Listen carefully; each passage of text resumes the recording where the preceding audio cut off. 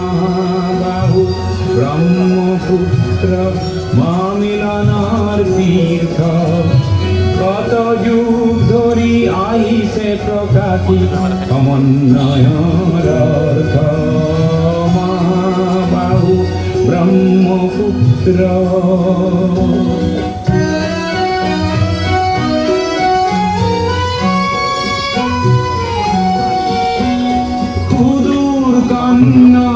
পূজৰে পৰা বৰভূঞা আহিছিলে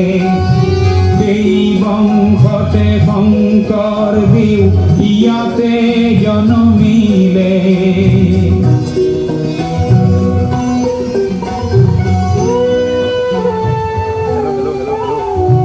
মৰুৰ দেশৰে আজান ফকীৰে মধুৰ জিকিৰ ৰচিলে দিল্লীৰে দিলৱাৰে আহি হস্তি পুথি আঁকিলে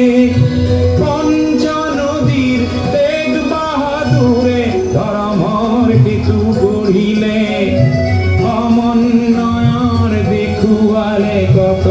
প্ৰকাশ স্বতঃস্ফূৰ্ত মহাবাহু ব্ৰহ্মপুত্ৰ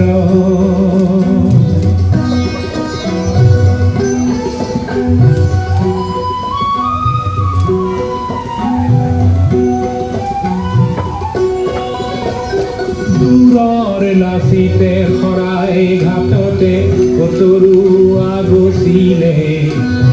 জাতি ধৰ্ম ভাষা সবাকে চবে প্ৰেমেৰে বান্ধিলে বিৰাট পুত্ৰ বিষ্ণু ৰাভাই মাটি কৃষ্টি দিয়ালে সমন্বয়ৰ দেখুৱালে কত প্ৰকাশ স্বতঃস্ফূৰ্ত ব্ৰহ্মপুত্ৰ মহামিলনৰ তীৰ্থ কত যুগ ধৰি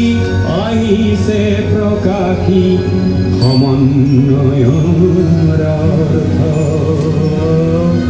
মহাবাহু ব্ৰহ্মপুত্ৰ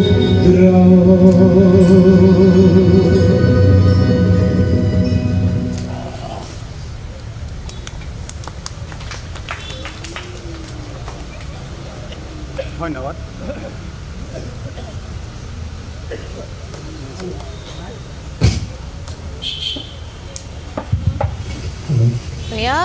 মুখ্যমন্ত্ৰী ডক্টৰ হিমন্ত বিশ্ব শৰ্মাৰ জন্মদিন উপলক্ষে এখন বিদ্যালয়ত বিশেষ আয়োজন কৰা হৈছে য'ত উপস্থিত আছে শিক্ষামন্ত্ৰী ডক্টৰ অনুজ পেগু মুখ্যমন্ত্ৰী ডক্টৰ হিমন্ত বিশ্ব শৰ্মাৰ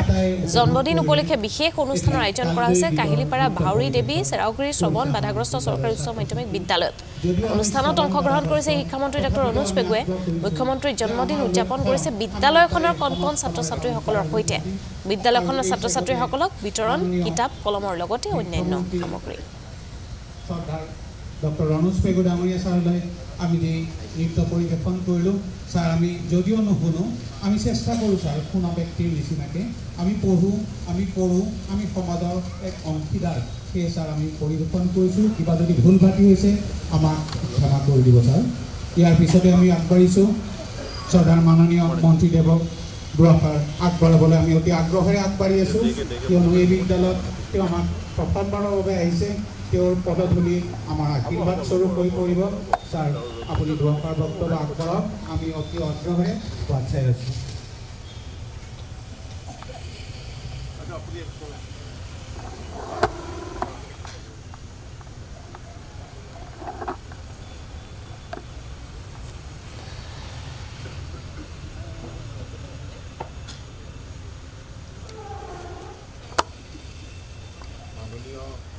সমাজ কল্যাণ বিভাগৰ সঞ্চালক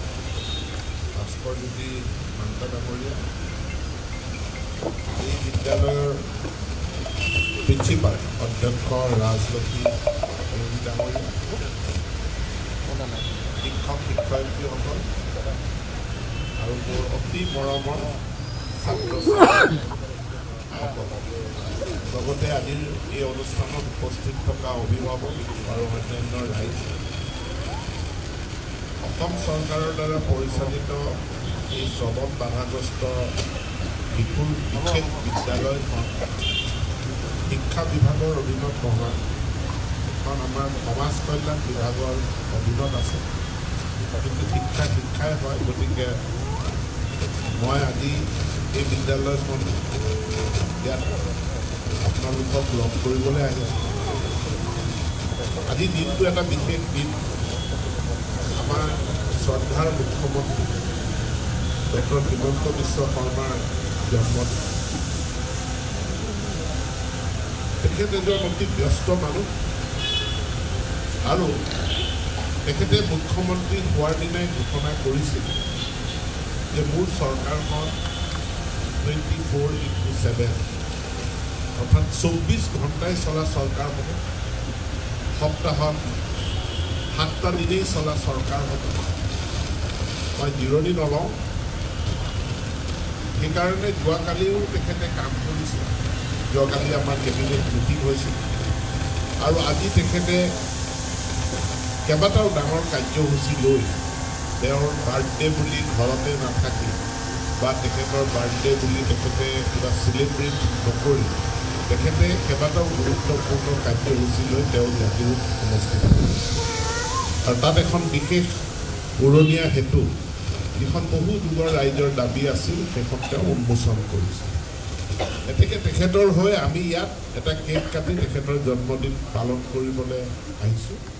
যাতে ভগৱানে তেখেতক ভাল স্বাস্থ্য।